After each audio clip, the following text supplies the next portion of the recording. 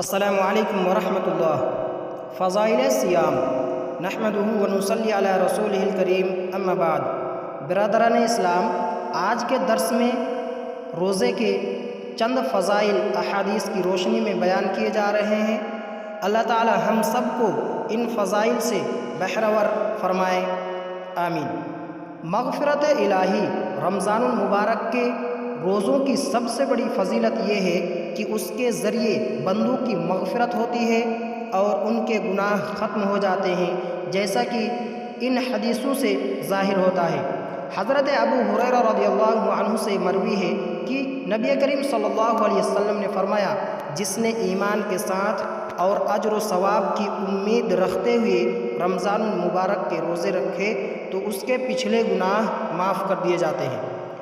اور حضرت ابو ہریرہ رضی اللہ عنہ سے روایت ہے کہ اللہ کے نبی صلی اللہ علیہ وسلم نے فرمایا، 5 وقتہ نمازیں اور ایک جمعہ دوسرے جمعہ تک اور ایک رمضان دوسرے رمضان تک درمیان کے گناہوں کا کفارہ بن جاتے ہیں، یعنی ایک نماز کے بعد دوسری نماز تک اور ایک جمعہ سے لے کر اگلے جمعہ تک اور ایک رمضان سے آئندہ رمضان تک انسان جو صغیرہ گناہ کرتا ہے، اللہ تعالیٰ نماز، جمعہ اور رمضان کی برکت سے انہیں معاف کر دیتا ہے۔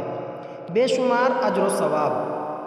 روزہ رمضان کے علاوہ جتنی عبادتیں اور جس قدر اعمال صالحہ ہیں، ان کا اجر و ثواب اللہ تعالیٰ نے مقرر کر رکھا ہے، اور فرشتے مقرر کردہ ثواب بندوں کے اعمال نامہ اعمال میں لکھتے رہتے ہیں۔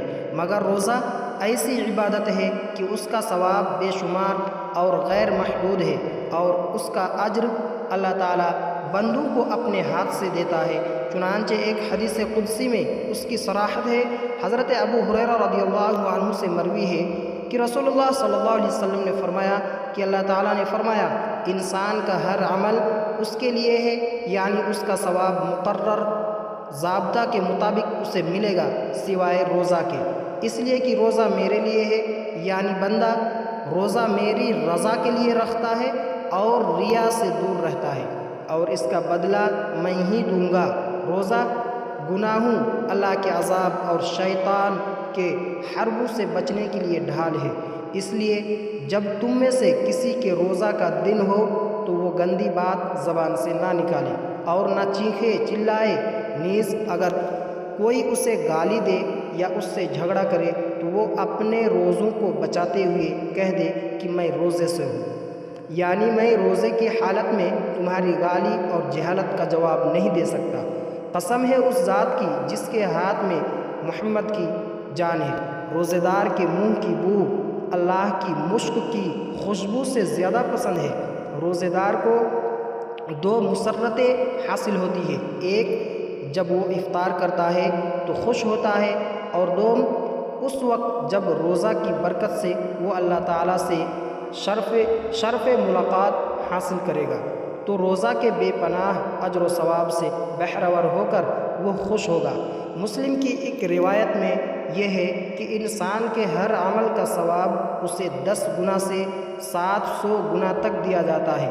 اللہ تعالیٰ نے فرمایا سوائے روزہ کے، اس لیے کہ روزہ میرے لیے ہے اور میں ہی اس کا بدلہ دوں گا، یعنی روزے کا ثواب غیر محدود بے حساب ہے۔ روزہ کی سفارش۔ صوم و رمضان کی ایک فضیلت یہ بھی ہے کہ وہ قیامت کے دن روزہ دار کی مغفرت اور جنت میں درجات کی بلندی کے لیے اللہ کی بارگاہ میں سفارش کرے گا، جیسا کہ حضرت عبداللہ بن عمر بن العاص رضی اللہ عنہ سے مرفوعاً روایت ہے کہ نبی کریم صلی اللہ علیہ وسلم نے فرمایا، روزہ اور قرآن قیامت کے دن بندہ کی سفارش کریں گے۔